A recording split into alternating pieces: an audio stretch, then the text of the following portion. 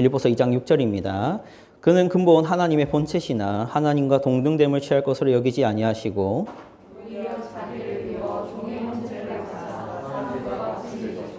사람의 모양으로 나타나사 자기를 낮추시고 죽기까지 복종하셨으니 곧 십자가의 죽으심이라.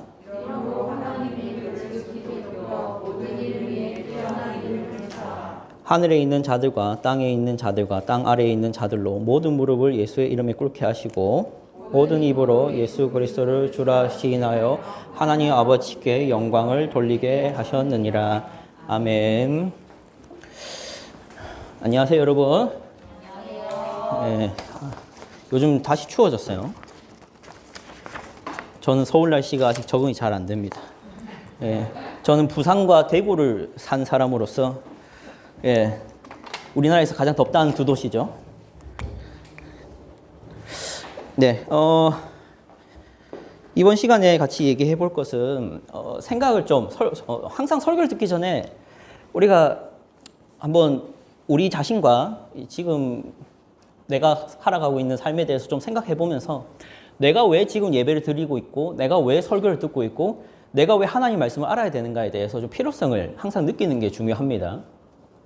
우리는 내가 필요해서 여기 나오기보다는 솔직하게 말해서 강요에 못 이겨서 나오는 경우가 많기 때문이죠.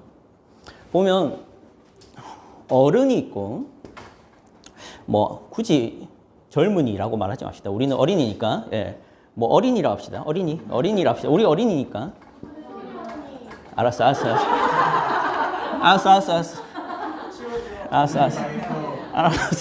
알았어. 청소년. 민감하네. 오케이, 알겠습니다. 자, 청소년. 어른이랑 청소년은 뭐 얘기할 건 많은데 어른과 청소년에 대해서 제가 말하고 싶은 건 이거예요. 어른은 어떻게 보면은 문화 제작자라면 그러면 반대로 청소년은 어떤 사람이라고 말할 수 있을까요? 문화 소비자라고 할 수 있습니다. 우리가 누리고 있는 대부분의 문화는 우리가 만들지 않고 누가 만들고 있죠? 대부분 어른들이 만들고 있는 것을 우리가 소비를 할 뿐입니다. 여러분 나이 때부터 벌써 뭐 영화를 만든다거나 아니면 드라마를 만든다거나 웹툰을 만든다거나 SNS 문화들을 여행을 만들다거나 혹은 뭐 연애 문화를 만들지는 않잖아요. 주로 우리가 소비하고 있는 이 모든 것을 누가 만든다? 누가 만들죠? 어른들이 만든 걸 여러분이 향유하지 뭐 옆 사람이 영화 만든 것을 내 친구가 영화 만든 것을 제가 향유하지는 않잖아요. 그러니까 우리는 문화 소비자라면 어른은 문화 제작자인데 그래서 우리가 지금 누리고 있는 대부분의 문화들은 누가 만들었다? 어른이 만들었잖아요. 여기서 우리가 생각해 볼 것이 있습니다. 우리가 결국 어른이 만든 문화를 소비를 하는 건데 그럼 우리도 나중에 어른이 되면 또 어떤 사람이 될까요? 문화 제작자가 돼서 만듭니다. 그러면 또 우리가 만든 문화를 그러면은 누가 지금 누리게 되겠죠? 이제 나오면 되잖아. 내가 적은 거, 아까 적은 거 나오면 되잖아. 누가 누리게 될 거예요, 이거를? 어린이, 그렇지? 여러분의 입장에서 어린이 몇 살쯤 될까? 초등학생? 초등학생이 어린이야, 너의 입장에서? 너 작년까지 초등학생 아니었어? 알았어. 유치원쯤 가자. 유치원쯤 가자. 하여튼 얘들이 또 문화 소비자가 되겠지. 영유아야? 알겠어. 미안하다. 까탈스럽네. 자, 그런데 잘 보세요. 전사님이 좀 고발하고 싶은 부분들이 있습니다.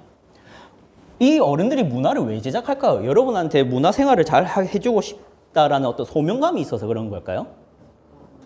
왜 문화를 제작하죠? 그렇지. 이면에 있는 항상 그 목적을 항상 볼 줄 알아야 돼요. 이게 통찰이라는 겁니다. 그럼 돈인데, 그럼 돈이 된다면은 근데 돈이 잘 벌리는 문화가 있고 돈이 잘 안 벌리는 문화가 있을 거 아니야. 돈이 잘 벌리는 문화는 당연히 뭘까? 청소년들이 좋아할 만한 거겠지. 그렇지.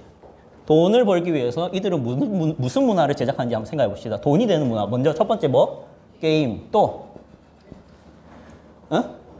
웹툰. 또? 소설. 또? 드라마. 영화. 자, 그런데 여기까지 얘기하고 그럼 이런 문화들이 아이들 입맛에 밍밍하면 됩니까? 자극적이어야 잘 팔리겠어요? 자극적이어야 잘 팔립니다. 그러면은 게임을 자극적으로, 웹툰을 자극적으로, 소설을 자극적으로, 드라마를 자극적으로, 영화를 자극적으로 만드는 수단과 방법을 고민을 할 거 아니야. 그렇지? 뭐가 있을까요? 여러분이 문화 제작자면은 자극을 주기 위해서 여기에 무엇을 좀 첨가를 많이 하면 될까요? 내가 원하는 항상 나는 지우가 너무 좋아. 내가 원하는 대답, 내가 상상하는 대답을 항상 해줘.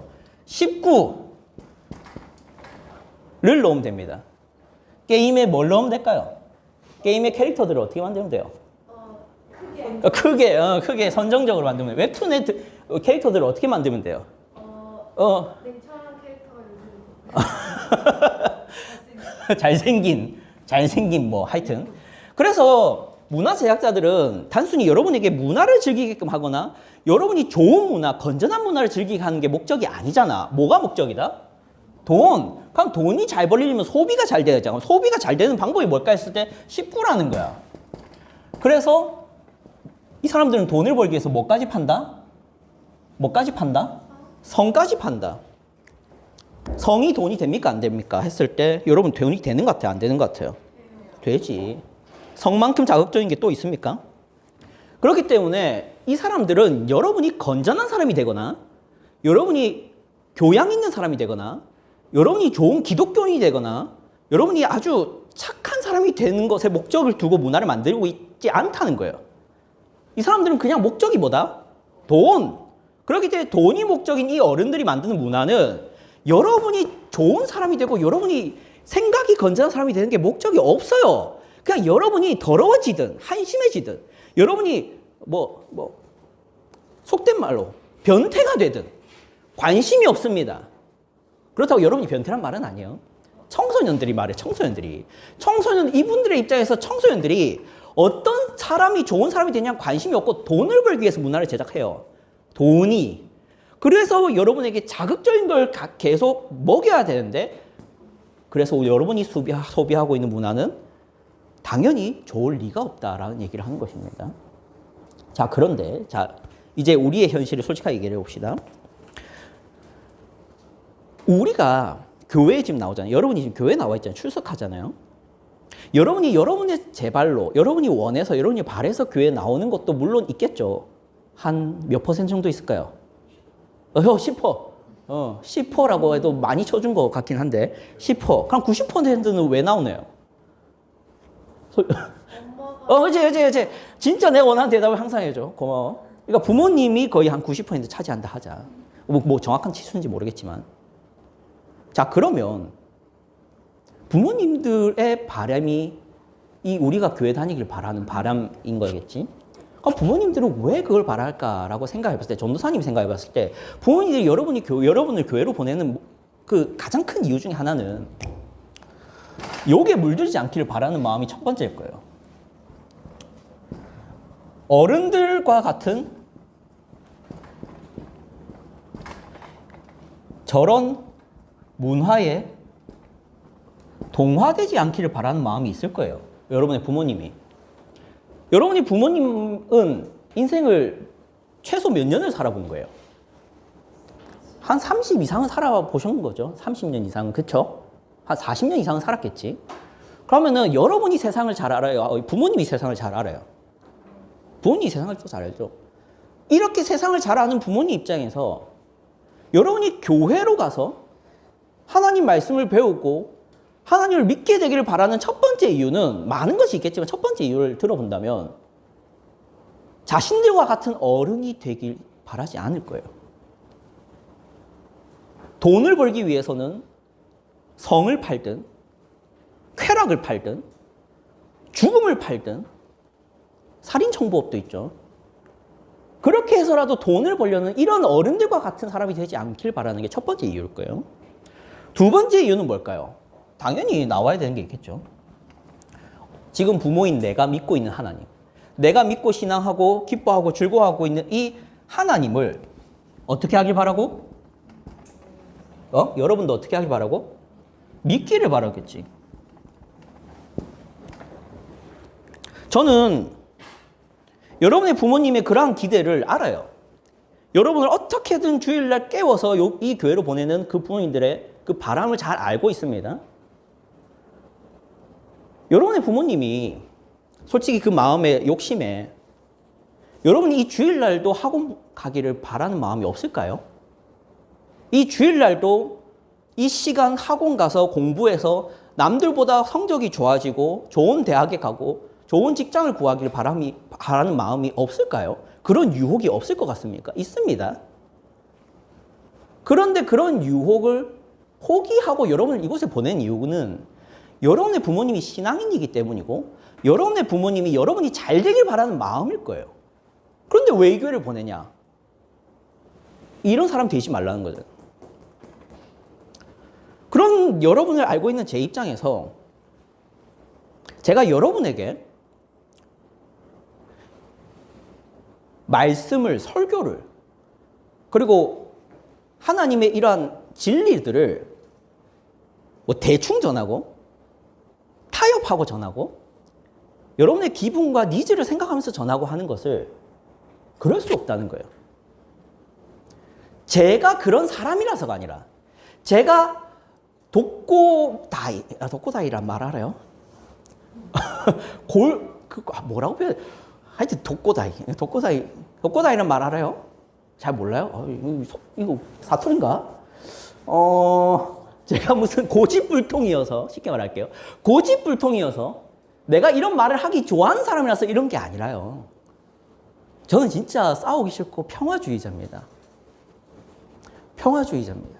그런데 여러분이 이 시간, 이 귀한 시간, 오늘 와서 다시는 안 올 수 있다는 염려로 저는 말씀을 전해요.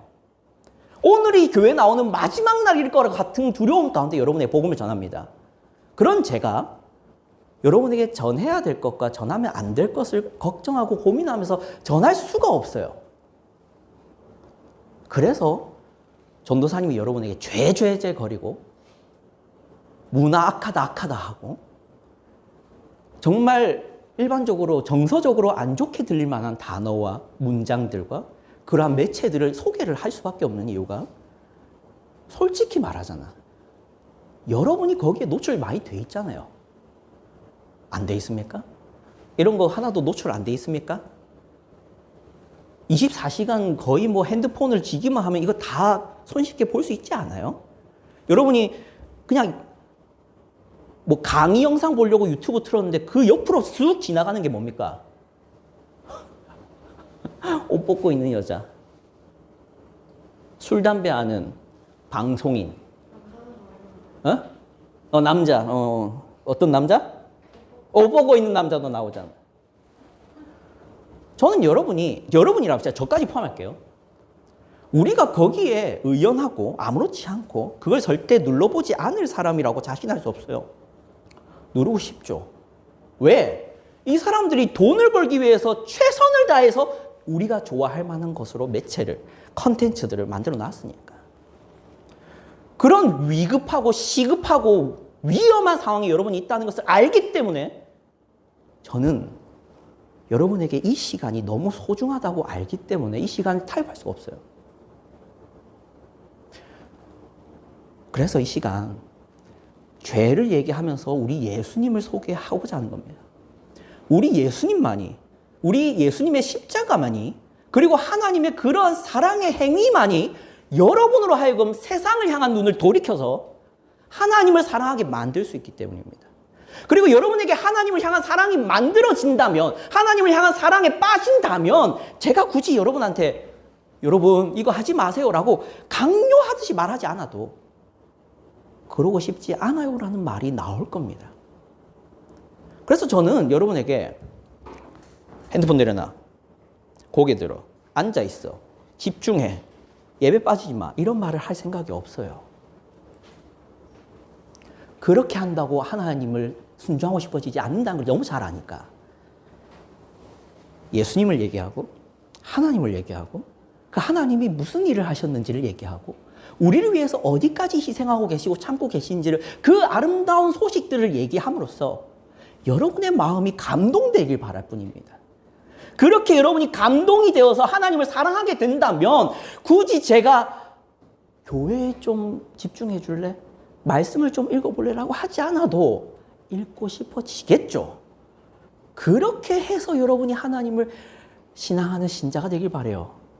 억지가 아니라 그 부모의 강요가 아니라 이제는 여러분이 하나님을 알고 싶고 예수님을 사랑하고 싶고 내가 거룩해지고 싶고 세상을 멀리하고 싶어지길 바랍니다. 물론 이 얘기가 아직 하나님과 사랑에 빠지지 못한 여러분 입장에서 누군가의 입장에서는 그러고 싶지 않은데요. 저는 세상을 떠나고 싶지 않은데요. 미워하고 싶지 않은데요. 이런 것들이 악하다고 보고 싶지 않은데요. 라고 들리고 불편하게 들릴 수 있을 거라고 생각합니다. 그러나 제 입장에서는 그렇다는 거예요. 제 입장에서는 세상을 사랑하는 것이 그렇게 행복할 수 없다는 것을 저는 그렇게 생각해요. 세상에 빠지고 하나님을 멀리하게 되는 것이 그렇게 좋은 결과를 낳을 수 없다는 것을 저는 그렇게 생각해요. 그리고 이 시간 여러분이 나왔으니까 할 수 없이 나왔더라도 나왔으니까 저는 제 기에 충실하도록 하겠습니다. 이제 말씀을 좀 보도록 하겠습니다. 오늘 말씀 빌립보서 2장 6절부터 11절 말씀을 한번 보세요. 그것을 잠깐 얘기하고 PPT를 보도록 하겠습니다. PPT 미리 띄워주시면 되겠습니다. 2장 6절부터입니다. 2장 6절부터 보면은 무슨 얘기를 하냐면 그는 했을 때 그는이 누굴까요? 예수님입니다. 예수님은 본래 누구시라고 되어 있죠? 하나님이시라고 되어 있습니다. 그런데 하나님과 동등됨을 취할 것으로 여기지 아니하시고 무슨 말이에요? 하나님과 동등되는 상태를 유지하지 않으시고 7절에 그 예수님이 어떻게 했다 되어 있죠? 지우야. 7절에 예수님이 뭘 했다고 하죠? 자기를 비워 사람들과 같이 되셨고 종류의 형체를 가지사 사람과 같이 되셨고 8절에 뭐라 되어 있죠? 사람의 모양으로 나타나사 자기를 낮추시고 그리고 어떻게 했죠? 죽기까지 복종하셨으니 곧 십자가에 죽으심이라. 자, 여기까지 예수님이 어떻게 되셨다? 결론은 죽으셨다. 낮아지시고 죽으셨다. 여기까지 7절 얘기합니다. 8절 얘기합니다. 그리고 9절부터 무슨 얘기가 나와요? 우리 다미가 한번 얘기를 해요. 9절부터 이제 이 예수님이 어떻게 됐다 말하죠? 첫 번째, 하나님이 어떻게 하셨다? 그를 지극히 높였다라고 돼 있죠. 그리고 예현아 그 다음에 어떻게 됐다 했죠? 모든 이름 위에 뛰어난 이름이 되셨다. 그리고 10절에 우리 혜림아 그 예수님이 어떻게 된다 하죠?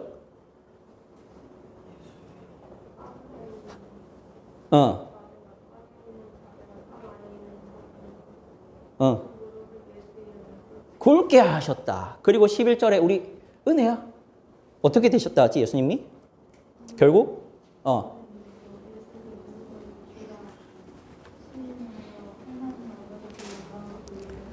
아멘. 자, 이제 앞에 보세요. 그 6절부터 8절까지 예수님이 어떻게 되셨다를 얘기했죠? 낮아지시고 어떻게 되셨다? 죽음까지 가셨다. 그리고 9절부터는 그 예수님이 어떻게 되셨다? 높아지시고 모든 이름 위에 뛰어난 이름이 되셨다. 그러니까 6절부터 11절은 예수님이 낮아지시고 그리고 어떻게 되셨다? 높아지셨다는 얘기를 해요. 왜 그런 일을 하셨는지를 오늘 배우도록 하겠습니다. 자, 오늘 말씀의 제목이 무엇입니까? 함께 읽어보죠. 시작.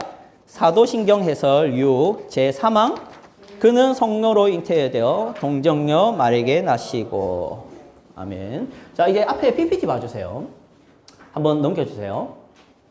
우리 배웠던 거 우리 1항 사도신경 1항과 2항을 배웠어요. 여러분 사도신경 다 외우니까 사도신경 1항이 뭡니까? 전능하사 천지를 창조하신 하나님 아버지를 믿사오며 해서 이것이 세 가지를 얘기한다 했습니다. 첫 번째, 하나님은 어떤 분이시다? 전능하시다. 그리고 하나님은 무엇을 하셨다? 천지를 창조하셨다. 그리고 하나님은 어떤 분이시다? 아버지시다. 이 세 가지를 우리가 믿어야 된다. 이게 사도신경의 고백이다라고 했습니다. 그리고 2항에 들어가면은 성부 하나님, 그러니까 아버지 하나님이 아니라 누가 나오기 시작하죠? 예수님에 대한 얘기 나오는데 그 외아들 우리 주 예수 그리스도를 믿사오니 했을 때 첫 번째, 뭘로 믿는다? 유일하신 아들로 믿는다. 두 번째, 주님이신 분으로 믿는다. 그 다음 세 번째, 예수로 믿는다. 네 번째, 그리스도로 믿는다. 이렇게까지 우리가 배웠어요. 배웠습니다. 배웠죠? 하나님이 전능하시다, 창조주시다, 아버지시다. 그리고 그 하나님이 곧 우리 예수님도 아들이심으로 그 예수님도 이런 하나님이시다. 그리고 그 예수님은 주님이시고 예수셔서 죄를 구원하는 구원자시다. 그리고 죄를 구원하는 이 구원자는 제사장과 왕과 선지자의 직분을 가지신 그리스도시다까지 배웠어요. 이해되겠죠? 자, 오늘 그러면 해야 될 일이 뭐냐? 이제 사망입니다. 이제 우리가 2항을 배웠고 이제 사망부터의 후반부의 내용을 들어가는데 2항은 뭐에 대한 얘기라고요? 예수님은 누구신가에 대한 얘기면 사망부터는 뭐다? 그 예수님이 무엇을 하셨는가에 대한 얘기입니다. 사망부터 7항까지가. 그럼 사망을 오늘 다루도록 할게요. 자, 사망은 예수님이 무슨 일을 하셨는가의 시작인데 들어가 주세요. 네. 자, 사망부터 7항을 좀 보세요. 한번 사망부터 4항까지 한번 읽어볼까요? 시작. 이는 성령으로 잉태하사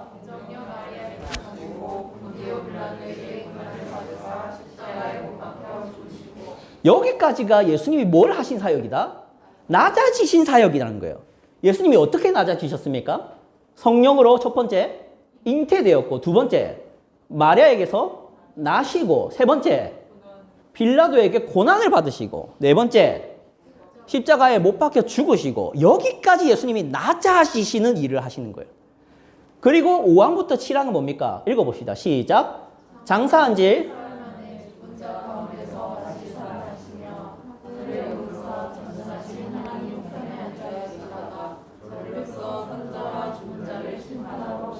이 예수님이 무슨 일을 하신 거다? 높아지시는 일을 하신 겁니다. 그럼 왜 예수님이 낮아지셔야 됐고 왜 예수님이 높아지셔야 되는가를 이제 앞으로 배울 거예요. 자, 한번 넘어가 주세요. 자, 이제 예수님의 첫 번째 낮아지심인 사망을 볼 텐데 이 사망의 내용이 뭡니까? 읽어봅시다. 시작. 그는 잉태되어 동정녀 마리아에게서 나시고, 이걸 두 가지로 정리할 수 있어요. 두 가지로. 첫 번째는 뭐다? 예수님은 성령으로 잉태되셨다. 그리고 두 번째, 예수님은 동정녀 마리아에게 나섰다. 이 두 가지가 요 고백에 담겨 있습니다. 그런데 이 고백을 할 때 우리가 그게 무슨 의미지? 그게 그렇다고 해서 나랑 무슨 상관이지? 라고 들릴 수 있어요. 하지만 이것만큼 예수님이 우리를 위해서 하신 가장 중요한 사역이 또 없습니다. 자, 그럼 들어가 보죠. 첫 번째, 예수님이 성령으로 잉태되었다는 것인데 잉태가 뭐예요? 우리 민재야, 잉태가 뭐니? 모른다고 하지 마. 잉태가 뭐야?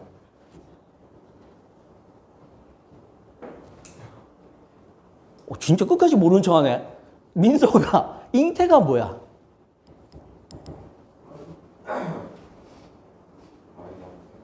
아기나 새끼를 뵈는 거. 그치? 자, 여기 나와 있네. 그래. 아이나 새끼를 뵈는 것입니다. 그럼 넘어가 보죠. 그럼 인간의 그런 잉태란 뭐냐 했을 때 이런 과정이죠. 대충 말한 거예요. 남자 혼자서 잉태할 수 있나요? 아니요. 여자 혼자서 할 수 있나요? 아니죠. 남자 여자 있어야 된다. 이게 보통 일반적인 자연이죠. 그렇죠?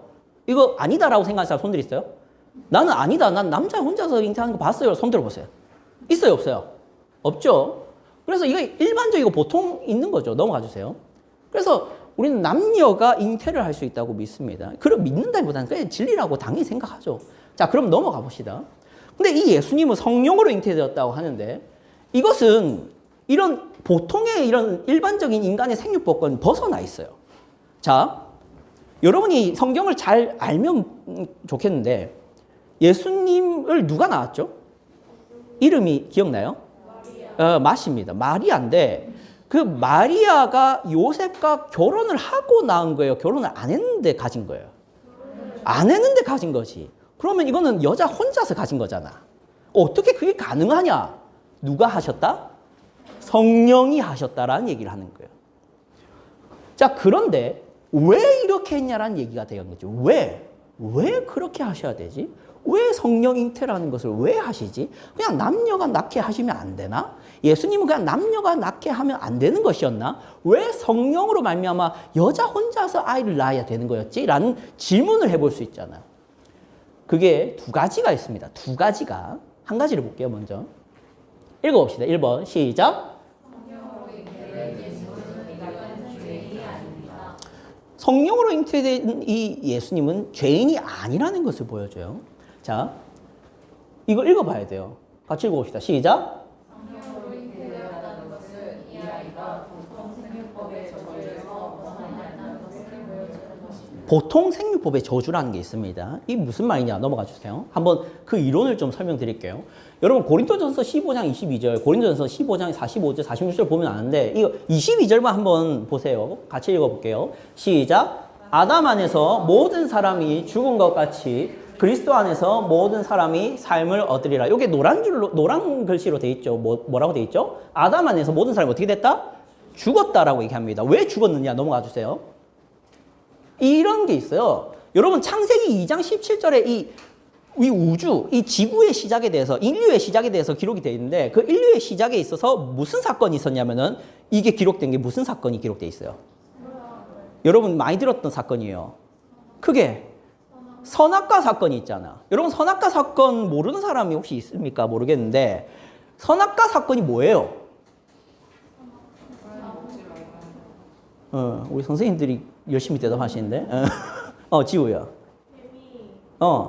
뱀이 꼬드겨가지고 뒤진 거.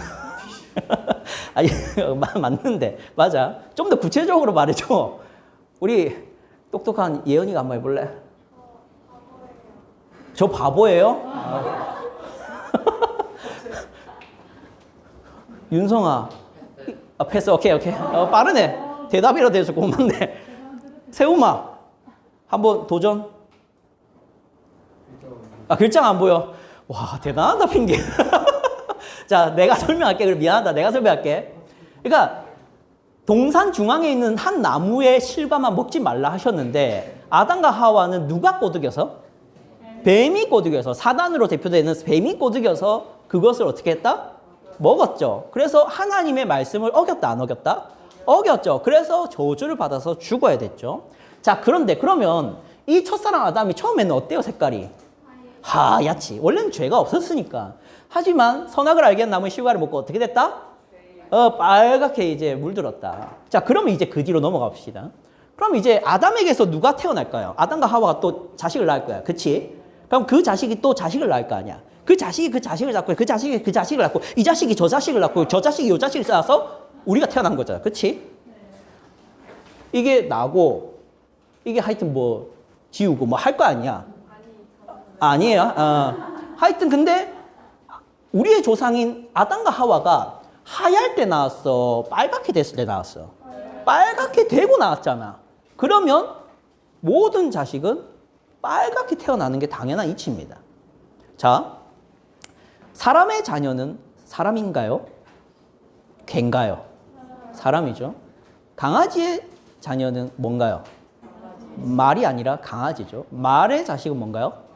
말이죠. 자, 그렇다면 의인의 자식은 의인이겠지만 죄인이 된 사람의 자식은 당연히 뭡니까? 죄인이라는 겁니다. 타락 이후에 낳은 자식들이니까. 그래서 모든 사람은 죄인으로 태어나요. 자, 그런데 넘겨주세요. 여기서 대뜸 성령님이 마리아에게 임했다잖아. 마리아에게 임해서 누구를 잉태시켰다? 예수를 잉태시켰다잖아. 그러면 보통 생육법에서 벗어나요? 안 벗어나요? 벗어나 버리지. 그리고 성령께서 잉태된 이 자녀의 이름이 뭐라고 합니까? 예수라 하라 하죠. 그래서 이분을 우리는 뭐로 믿을 수 있냐면은 죄인이 아닌 분. 죄인이 아닌 분. 아담의 그러한 원죄를 없이 태어난 분. 우리와 같은 타락한 본성을 가지고 태어나지 않은 분. 의인인 분. 이렇게 성령 잉태가 그 증거를 보이고 있어요. 넘어가 주세요. 그래서 본문이 기록을 하고 있는데 요게 요한 1서 2장 1절만 읽어봅시다. 글자 보여요? 예, 시작. 나의 자녀들아 내가 이것을 너희에게 쓰면 너희로 죄를 범하지 않게 하려 함이라. 만일 누가 죄를 범하여도 아버지 앞에서 우리에게 대언자가 있으니 곧 의로우신 예수 그리스도라. 의로우신 예수 그리스도라 하죠. 죄인이신 예수 그리스도가 아니라 뭐라 돼 있다? 의로우신 예수 그리스도. 그래서 우린 성령 잉태로 말하면 이분이 의인이라고 우리는 볼 수 있는 거예요. 넘어가 주세요. 자, 두 번째 이유. 왜 성령 잉태가 되냐? 읽어봅시다. 시작. 이 아이가 하나님이시라는 증거를 보이기 위해서입니다. 자, 마태복음 1장 23절에 보면은 이런 기록이 있어요. 같이 읽어봅시다. 시작. 보라.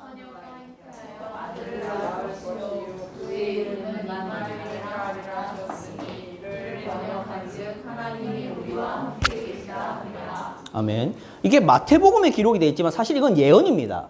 구약에 있었던 예언을 다시 말한 거예요. 구약에 언제 예언이 있었냐? 여러분 성경책 펼쳐보면은, 이거 알아요? 여러분 상식인데, 여러분 성경책은 몇 권입니까?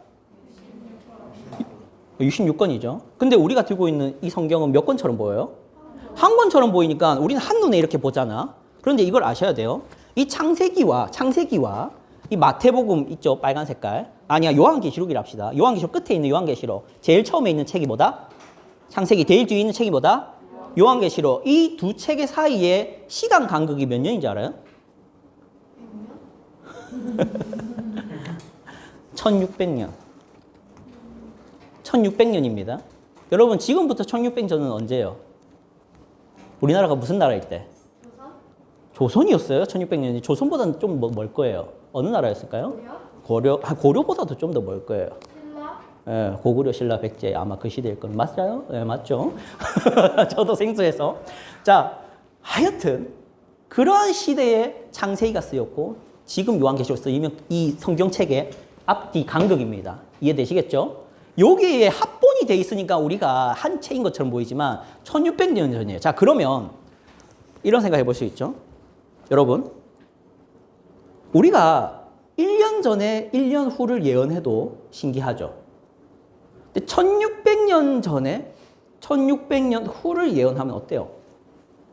안 신기하겠어요? 그런데 이 이사야서, 성경책 중간에 보면 이사야라는 인물이 쓴 책이 있습니다. 이사야서. 그 이사야서는 몇 년 전 사람이다? BC 745년부터 695년에 살았던 선지자인데 예수님 탄생으로부터 그럼 몇 년 전이란 거예요? 700년 전이라는 거예요. 그럼 그 700년 전에 뭐라고 돼 있냐? 처녀가 잉태하여 아들을 낳을 것인데 그를 뭐라고 해라? 임마누엘이라 하리라. 이를 번역한 지 무슨 뜻이다?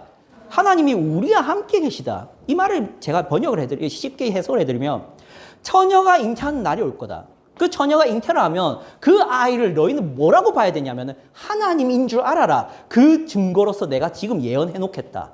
내가 지금 이렇게 예언해 놓고 그 날이 온다면 너희는 그를 반드시 하나님으로 빠져들여라라는 거예요. 그래서 성령 잉태가 일어나면 그 사람들은 뭐라고 이해하면 되겠죠, 이제? 하나님으로 이제 보면 돼요. 물론 그렇게 믿었는지 안 믿는지는 다른 문제겠지만 그렇게 봐야 된다. 그래서 우리는 성령으로 잉태된 이 동정녀 마리아 탄생을 봤을 때 하나님이시구나 하는 증거를 받고 있는 거예요. 자, 여기까지 성령 잉태에 대한 얘기를 왜 이렇게 하셔야 되냐 두 가지 이유를 봤습니다. 자, 넘겨주세요. 자, 이제 두 번째, 성령으로 잉태되셨다만 있는 게 아니라 뭐도 있죠? 예수님은 어떻게 나셨다? 마리아에게서 태어나신 거죠. 자, 이제 넘어가 봅시다. 이것은 또 무슨 의미를 가지고 있냐? 자, 여러분, 여기 지우가 있고, 여기 예현이 있고, 여기 담이 있을 거 아니야. 저도 여기 있을 거예요, 대충. 아, 왜요? 나이 차이가 너무 나나? 저는 여기 없을 수 있겠지만, 하여튼 여기 있어요. 우리 다 태어났죠, 그렇죠? 나는 안 태어나고 하늘에서 내려왔는데 한 사람 있어요? 없죠? 나는 태어나지 않고 아래에서 나왔는데 한 사람 있어요?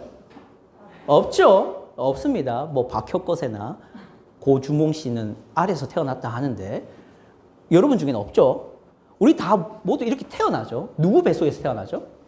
엄마 뱃속에서 태어나죠. 나는 아빠 뱃속에서 태어났어요. 없죠? 엄마 뱃속에서. 자, 제가 이런 얘기를 왜 하냐면요. 예수님도 누구 배에서 태어났다? 엄마 배에서 태어났다 라는 겁니다. 넘겨주세요.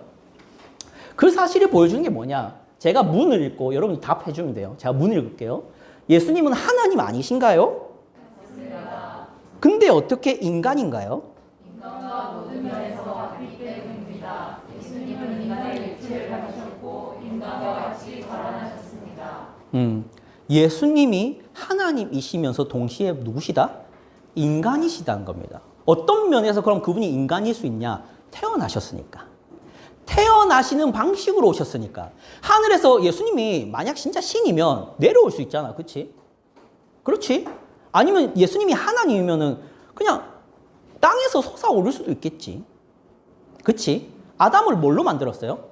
흙으로 만들었지. 그러면 그걸 또 하시면 되잖아. 흙으로 몸을 비워서 놓고 거기에 임하시면 되잖아. 그치?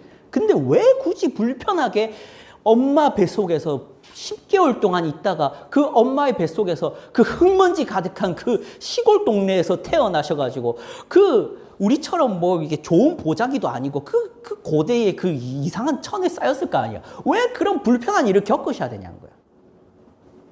인간이 되셔야 해서. 그게 결론이에요. 인간이 되셔야 돼서. 우리와 같은 인간이셔야 해서 태어나는 겁니다. 왜 인간이셔야 하죠? 내가 인간이니까. 예수님이 왜 오셨죠, 지우야?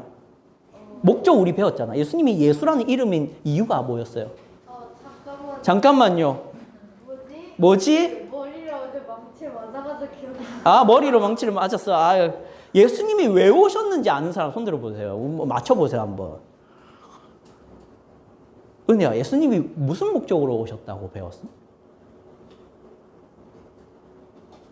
민재야, 알지 이거는? 구원, 뭐로부터의 구원? 죄로부터. 아주 잘 돼. 우리의 죄잖아. 그럼 우리가 누구예요? 우리가 외계인입니까? 뭐죠? 인간이지. 그러면 우리의 죄를 대신할 사람, 존재가 말이면 됩니까? 개면 돼요? 안 되죠. 뭐여야 되죠? 인간이어야지. 인간이 내 죄를 대신 죄값을 지불하는 존재가 개미면 안 되지. 인간이어야 하지. 그래서 하나님은 인간이 되기 위해서 누구 뱃속부터 들어간다? 마리아 뱃속부터 들어가신 거예요. 이해되시겠죠? 넘어갑시다. 예수님이 인간이 증거는 또 많아요. 첫 번째, 예수님은 어릴 시절이 있었을까요? 없었을까요? 있어요. 몫으로 자라나셨잖아. 또 예수님은 안 먹어도 됐었습니까? 성경을 보면 배고프시고 시장하시고라는 표현이 정말 많이 나와요. 먹어야 됐어요. 그리고 예수님은 피를 흘리시나요? 안 흘리시나요? 흘리시죠. 이거 다 누가 겪는 거죠? 누구도 겪는 거죠? 인간이 다 우리가 겪는 거잖아. 그래서 예수님은 하나님이시기도 하지만 무엇이기도 하다? 인간이시기도 하다. 이게 성령 잉태와 마리아 나심입니다. 왜 우리가 성령 잉태와 마리아 나심을 믿는다고 고백을 해야 되냐? 별로 쓸데없는 고백 아니냐라고 생각할지 모르지만 절대 그렇지 않아요. 이 분이 하나님이시면서 인간이실 수 있는 방법이 성령으로 동정녀 탄생을 하시는 방법밖에 없습니다. 그래야 인간인 우리의 죄를 대신해 죽는 하나님이 완성되는 거죠. 넘어갑시다. 이제 교훈을 좀 받도록 할게요. 넘어가 주세요. 여러분, 한번 같이 읽어봅시다. 시작. 사람들의 죄를 해결하는 구원자가 되기 위한 조건을 구비하기 위해서 성령 잉태와 동정녀 마리아를 탄생을 하신 거예요. 그 사건이 그냥 뭔가 신비로운 분위기를 풍기기 위해서 하나님이 일부러 하신 게 아니라고요. 예수님이 이분은 참 우리와 다른 특별한 분이구나 이런 얘기를 하려고 성령 잉태, 마리아 탄생 이런 게 아니라고요. 하나님 입장에서 무엇을 하기 위해서 예수님을 보내주셔야 됐냐면 우리들의 죄를 구원하기 위해서 예수님이 오셔야 되고 보내셔야 하는 거잖아. 그런데 그것에 충분한 조건들이 필요하겠지. 그 조건이 두 가지인데 첫 번째는 뭐다? 그분이 인간이어야 된다는 거예요. 인간이어야 인간인 나의 죄를 대신할 수 있으니까 인간이 되도록 잉태를 하시는 거예요. 두 번째는 뭡니까? 죄인은 아니셔야 된다 했잖아. 근데 보통 생육법에 따르면 모든 나는 인간은 아담의 저주 아래 태어나죠. 그렇죠? 근데 예수님은 이렇게 낳는 게 아니라 어떻게 됐다? 이렇게 낳았다는 거잖아. 그래서 예수님이 죄인이다 아니다? 아니다. 세 번째 어떤 조건? 시작. 하나님의 심판을 감당할 만한 능력이 있어요. 자, 여러분. 이게 여러분에게 실감 날지 모르겠지만 만약 하나님이 정말 있다고 생각해 봅시다. 그런 전제에 생각해 보세요. 하나님이 이 우리들을 지켜본 게 몇 년일까요? 일단 최소 아담으로부터 시작해서 지금까지겠지. 그럼 최소 몇 년일까, 지호야? 1년?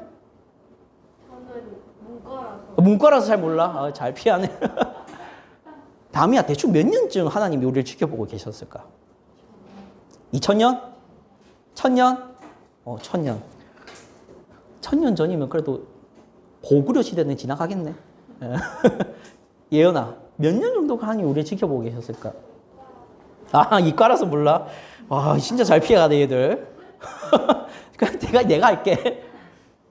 최소 우리가 기록한 역사로, 우리가 기록할 수 있는 역사로 한 5000년? 우리가 기록할 수 있는 역사로? 6000년? 그러면은 여러분, 하루만 여러분한테 시비 거는 사람을 참아주는 것도 쉬워요? 민석아, 하루만 민석이를 괴롭히고 민석이를 때리고 막 이렇게 민석이를 짜증나게 하는 사람을 참아주기가 쉬워? 하루. 어때? 안 되면 해야 돼. 1년은? 왜요? 세우마, 10년을 그냥 견딜 수 있어? 못 견디겠지? 그럼 6000년은 어때? 하나님이 사람을 만들어 놓고 나에게 순종하고 사랑하기 위해서 만들었는데 자기 마음대로 떠나가지고 자기 마음대로 산 게 기록된 역사만 6000년이라 생각하고 그것을 참아오셨다고 생각해 보세요. 그러면 그 인간들에 대한 하나님의 진노는 클까요? 작을까요? 작을까요? 큽니다. 그럼 큰 그 진노를 누가 감당할래? 세움이가 나 대신 감당해 줄 수 있어? 다미가 전도사님의 죄를 대신 감당해 줄 수 있을까? 감당하지. 그래서 예수님이 그냥 한낱 인간이면 될까요? 안 될까요? 안 된다는 거예요. 그래서 예수님은 누구셔야 된다? 하나님이셔야 한다는 거예요. 하나님이셔야 하나님의 진노를 감당하지. 사람이 어떻게 감당합니까? 이렇게 정리하도록 할게요. 넘어갈게요. 자, 이제 정리입니다. 왜 구원자에게 조건이 필요하냐? 첫 번째 읽어봅시다. 시작. 구원이 필요한 우리가 죄인이자 하나님이기 때문입니다. 두 번째. 하나님께서는 죄인들의 죄를 대신 감당하는 방식의 구원 방법을 채택하셨고 예수님께서는 이를 실행하신 것입니다. 그분은 태어났을 때부터 죽는 때까지 다 우리의 죄를 지시기 위해 살아가셨습니다. 이게 복음입니다. 복음이 뭐냐? 우리의 죄를 대신 감당하는 건데, 그럼 그 복음을 우리에게 주시려면 예수님이 하신 첫 번째 일이 있다는 거예요. 그분이 인간이 되셔야 되고 하나님이시면서 죄는 없으셔야 돼요. 그 일을 첫 번째로 시작하신 것, 그게 성령 잉태입니다. 이게 복음의 출발입니다. 우리의 죄를 대신할 수 있는, 그저 예수 그리스도를 믿음으로만 내 죄가 없는 것처럼 되어버리는 그 은혜로운 복음이 가능하려면은 예수님이 뭔가를 하셔야 되는데 그 첫 번째로 하신 일이 뭐다? 성령 잉태와 동정녀 출생입니다. 넘어갈게요. 이제 끝입니다. 마지막 페이지죠. 예수님은 죄를 해결할 수 있는 유일한 구원자입니다. 첫 번째 뭐다? 왜? 두 번째 왜? 세 번째 왜? 이거 같이 마지막으로 읽고 마치도록 할게요. 앞에 한번 마지막으로 같이 읽어줘요. 시작. 나 같은 죄인을 대신해 죄값을 치러줄 수 있는 분은 오직 예수님 뿐입니다. 성령 잉태는 그 자격을 갖추기 위한 예수님의 첫 선택이요 희생입니다. 그런 여러분, 성령 잉태와 동정녀 마리아 출생에 대해서 그냥 별거 아닌 일로 넘어가지 마시고 이것조차도 나라는 사람의 죄를 해결하기 위해서 오늘도 죄 짓고 내일도 죄 짓고 여전히 이것들이 좋아서 살아가면 나중에는 저것들을 만들어내는 문화 제작자가 될 수도 있는 나를 구원하기 위해서 하신 첫 번째 사역, 그게 이 첫 번째 예수님의 낮아지심이고 희생이시고 고난이시구나 하는 차원에서 성령 잉태와 인간 나심을 믿는 여러분 되기를 바랍니다. 기도하겠습니다.